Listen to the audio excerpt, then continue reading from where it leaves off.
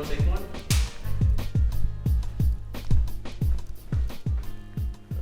Hello. Hey. Okay, friends, so tell us your name, your pronouns, and what type of storyteller are you? My name is Wildlin Pierrevil. I use he, they pronouns. I'm a storyteller that gets paid. I'm a storyteller that is super duper online. I never log out, and then through that I also sometimes write things and do theater and so on. I'm a yapper, first and foremost. So there are roles to your right and to your left on the floor. Yes. What role are you playing in BAC's ecosystem? Pick a role.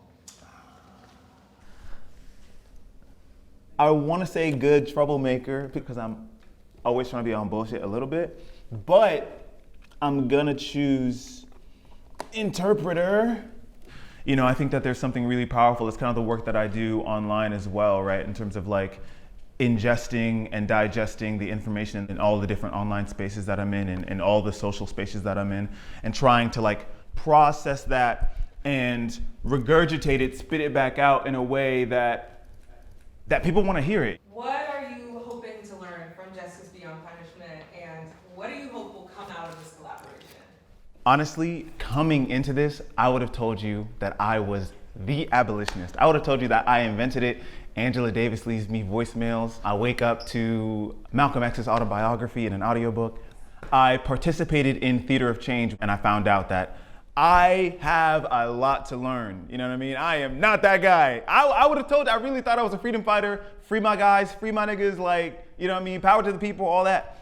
I am not that guy. So, Justice Beyond Punishment. I'm hoping to learn how to take that interpreter role, the skill set that I have, the audience that I have, the platform that I have to better champion all of the things that I'm passionate about, Right now, that's criminal justice reform, that's abolition, that's, taking a closer look at the criminal justice system and inviting everyone in our community to do that with us. If this collaboration, Wildlin, if it had a soundtrack, what would it be and why? If this collaboration had a soundtrack, I would probably Nina Simone. Nina Simone is the upper echelon choice. The person that I want to be chooses Nina Simone. That's the version of me that meditates, yeah? That's the version of me that reads more. But the now version of me probably would choose this. And I wish I could tell you that it was Good Kid, Mad City. I wish I could tell you that's what it was, but I need the Pulitzer Prize. I need the acclaim, I need the awards. No. I'm choosing To Pimp a Butterfly by Kendrick Lamar. I think what Kendrick Lamar does really well, even in All Right, he says, all my life I've had to fight, which is a Color Purple reference, and that's Alice Walker. There's such like an intergenerational intertextuality in what Kendrick does. He's always referencing people that have come before him and other pieces of the culture and other pieces of the genre. And I feel like that type of communication across the board, that's interpreter type. That's what the interpreter does. That's what I want my work to do, right? We're taking all these different parts of who we are and what we believe in and what we champion and bringing it together into this new piece. So you're here. Yes. We're working with Justice Beyond Punishment. What are you excited about?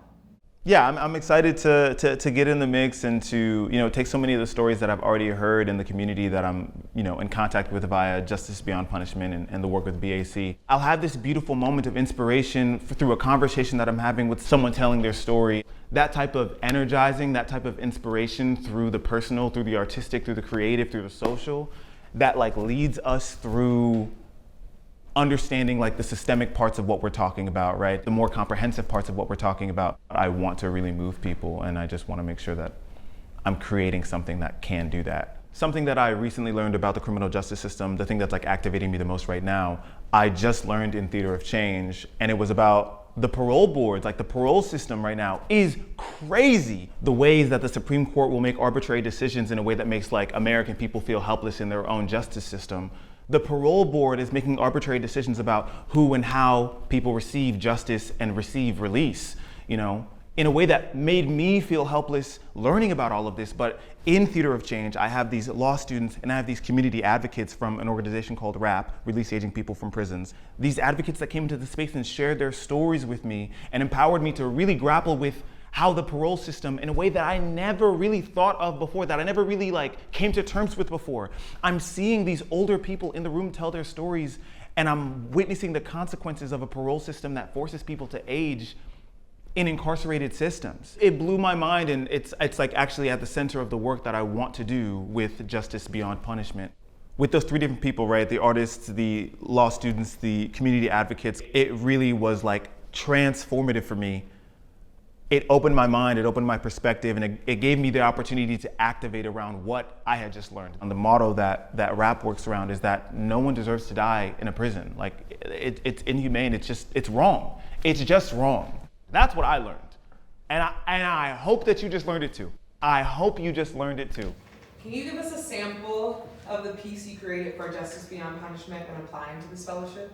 When I was writing this piece, I had to come to terms with the fact that like I had a lot of questions myself around the criminal justice system. But one thing that I did know was that the plea deal system is really twisted. You know what I mean? A lot of the pleas that people take, the deals that people take, are taken under these like very coercive circumstances in a way that like forces justice and forces innocence inside the criminal justice system to be a secondary question. That's what you're going to hear: a defendant and a public defender going back and forth around what the best decision for them is. Yeah. Thank you. I appreciate you.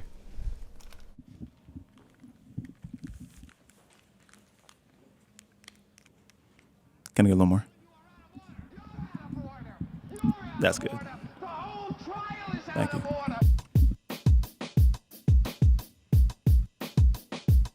Please inform me just who it is you might think that the victim is, because as far as I am concerned, see, the crime here is victimless. It's a corporation that's covered from theft by insurances, and my alibi says I couldn't have did what you said I did. See, I know the system and shit. Y'all got it whiter than milky, ain't did it, but if I did, my criminal smoother than silky, because my conscience is clear and my record is rather filthy. You saying you okay with me pleading guilty? That's fucked question. Up. No, that's fucked up, man. I'm telling you, give me a new lawyer, man. Question. I'm not even, give me a new lawyer, man. Question. Listen, I already told you, my baby mama was pissed, and why would I take the risk of criminal justice just to have to go through all the petty shit that I did and not get to see my kid? I already told you, this would have been my strike 3, and we ain't talking MLB, man. My case is easy, you can shoot it from the free, man. I can't afford to get locked up for pushing P, man. You the lawyer that they gave me on a loan, so say what you gotta say and let's end it so I can go home.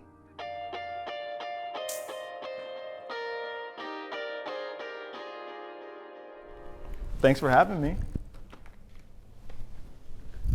You can find me at, no, I'm playing. Cool. Yeah. Thanks so much, everybody. Yes.